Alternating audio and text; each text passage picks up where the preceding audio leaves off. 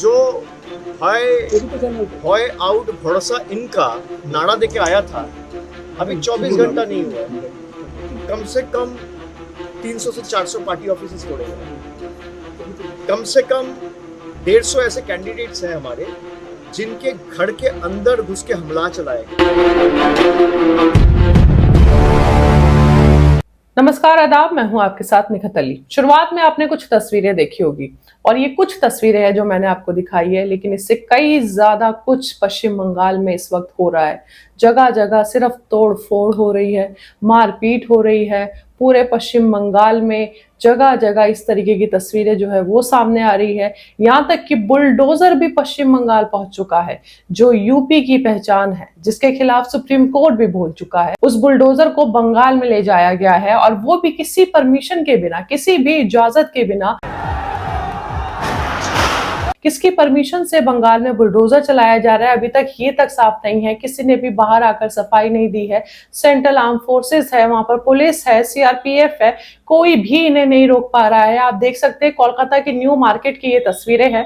Bulldozer, सरेआम गुंडागर्दी जो है इस वक्त पश्चिम बंगाल में हो रही है और बुलडोजर की गुंडागर्दी भी आपके सामने है। कोलकाता के न्यू मार्केट जैसे इलाके में यहाँ बीजेपी के सारे कार्यकर्ता, जो भी बीजेपी के सपोर्टर्स है, वो झंडा देख सकते हैं आप, उससे अंदाजा लगा पाएंगे। सबके सब बुलडोजर लेकर गए हैं, वहां पर दुकानों को तोड़ रहे हैं। टीएमसी ऑफिस जो है उसको तोड़ा जा रहा है, लोगों की दुकानें जो है वो भी तोड़ी जा रही है। कहा जा रहा है कि जो कई मीट शॉप्स थी वहां पर, उसको भी तोड़ा गया है। ये तस्वीरें इस वक्त बवाल मचा रही है बंगाल की सियासत में कि बंगाल में अभी बीजेपी की सरकार को बने ही 24 घंटे बीते हैं, शपथ तक नहीं ली गई है। कौन मुख्यमंत्री बनेगा ये तक तय नहीं है। यहाँ तक कि ममता बनर्जी ने इस्तीफा देने तक से भी इनकार कर दिया है। ममता बनर्जी अपना इस्तीफा तक नहीं दे रही है। अभी सारा माहौल गर्म है और इस माहौल में लगातार जिस दिन से बीजेपी की सरकार को बहुमत मिली है, उस दिन, उस रात से जिस तरीके की तस्वीरें सामने आ रही है वो सब भयावह है।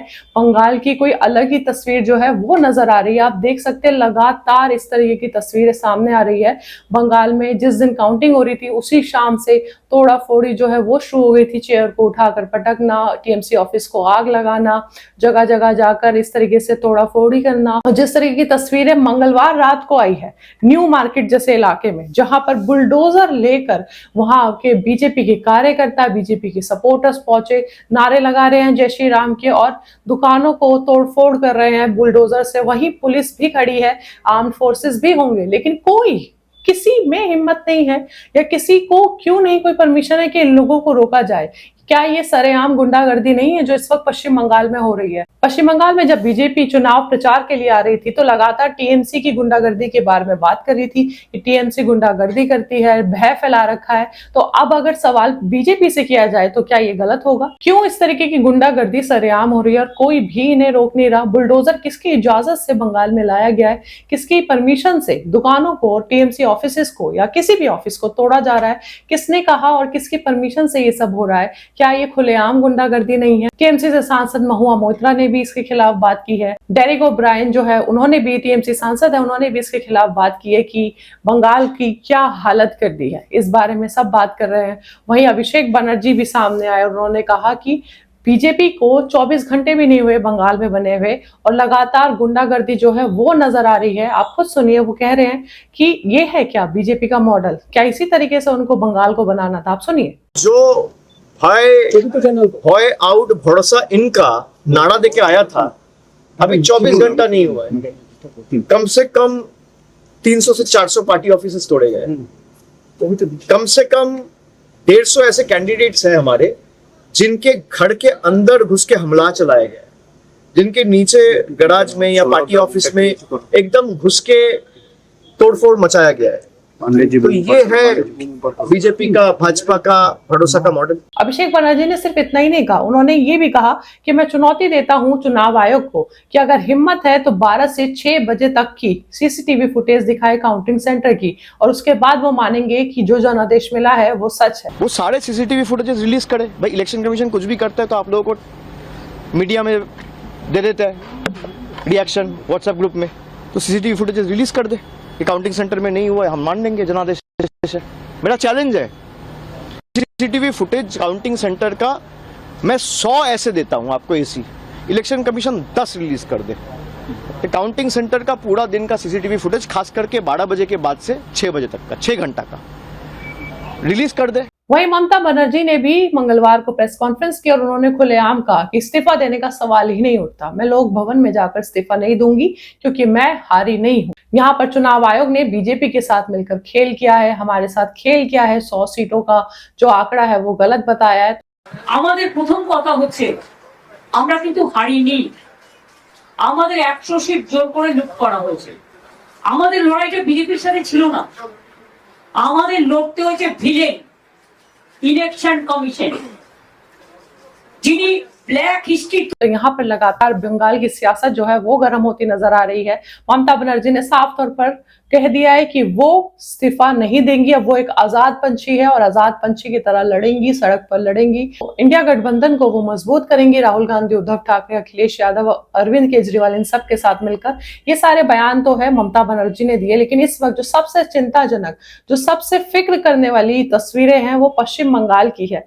लोग परेशान है, रो रहे हैं और सवाल कर रहे हैं कि ये गुंडागर्दी क्यों हो रही है, क्यों नहीं रोका जा रहा। हम लोग खबर देख रहा था रिजल्ट, आकर बीजेपी सब गुंडा सब 30-32 200 से 250 आदमी आकर आया, लाठी लेकर मारा। पुलिस कुछ नहीं, पुलिस का भूमिका कोई नहीं है, पुलिस का भूमिका कोई नहीं है।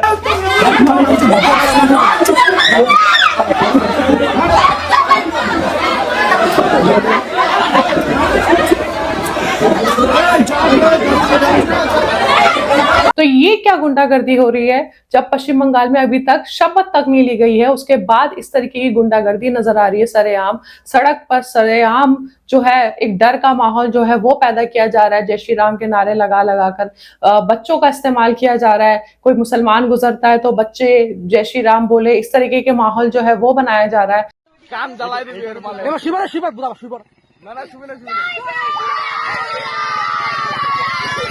और यहाँ तक कि मीट शॉप्स को बंद करने की भी धमकी दी जा रही है कि मंदिर के पास कोई मीट शॉप जो है वो नहीं होनी चाहिए। तो आप देखिए इस तरीके की तस्वीरें बंगाल में सामने आ रही जो बहुत भयावह है।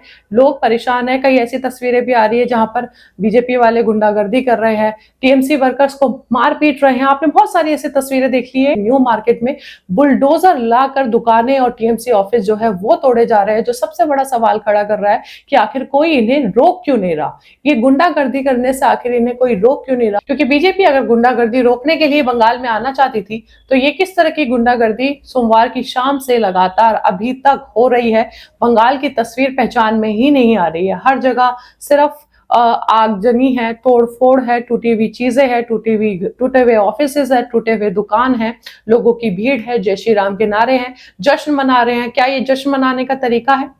क्या ऐसे जश्न मनाया जाता है इस तरीके से कि जाके दुकानें तोड़ दे, जगह तोड़ दे, यहाँ तक कि बुलडोजर ले आए, बुलडोजर जहां सुप्रीम कोर्ट भी जिसके खिलाफ है। ये किस तरीके का बंगाल बीजेपी बनाना चाह रही है? लगातार विपक्ष ये सवाल कर रहा है। राहुल गांधी भी बोल चुके हैं कि पश्चिम बंगाल में बीजेपी चुनाव आयोग के साथ मिलकर सीटें चोरी कर कर, वोट चोरी कर कर अपनी सरकार बना रही है। राहुल गांधी भी लगातार इस बात को बोल रहे हैं और ममता बनर्जी के साथ हैं। वो कह रहे हैं कि 100 सीटों पर घपला किया गया है, जिस तरीके से ममता बनर्जी बोल रही है। वहीं संजय राउत भी सामने आए, शिवसेना यूबीटी के नेता।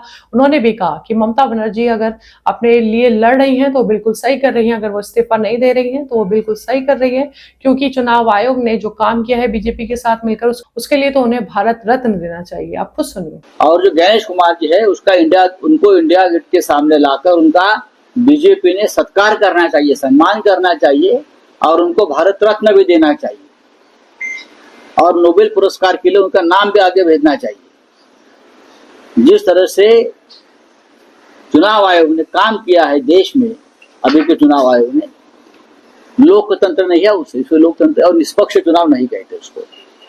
ये बीजेपी के साथ उनका अलायंस हो गया, इसलिए बीजेपी जीत गई। दोस्तों ऐसी तस्वीरें इस वक्त पश्चिम बंगाल से आ रही है जो हैरान कर रही है, परेशान कर रही है, जो ये सोचने पर मजबूर कर रही है कि नई सरकार आई है, जश्न मनाने का क्या तरीका है ये जो गुंडागर्दी के साथ नजर आ रहा है।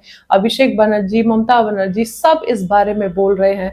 यहाँ तक कि लोग जो है वो सवाल कर रहे हैं और सवाल करना बनता भी है, क्योंकि अगर आप गुंडागर्दी मिटाने के लिए ही आए थे, अगर आप आरोप लगाते थे टीएमसी पर कि टीएमसी गुंडागर्दी करती है, तो यहाँ सरकार बनने की बहुमत के बाद से इस वक्त बंगाल में क्या हो रहा है, इसकी जवाबदेही तो बनती है। और सबसे बड़ी जवाबदेही कि आखिर इन्हें कोई क्यों नहीं रोक रहा, किसकी इजाजत से ये बुलडोजर लेकर आ रहे हैं, तोड़फोड़ कर रहे हैं, आगजनी कर रहे हैं, पूरे बंगाल की तस्वीर को बदल रहे हैं। इस वक्त आप बंगाल से अगर मुझे देख रहे हैं तो आप बताइए कि आपके इलाके में क्या हो रहा है और क्या क्या आप देख पा रहे हैं और क्या क्या तब्दीली आप महसूस कर रहे हैं। बाकी आगे की रिपोर्ट्स के लिए मेरे channel news bye Nikhat Ali को सब्सक्राइब कीजिए। बहुत बहुत शुक्रिया।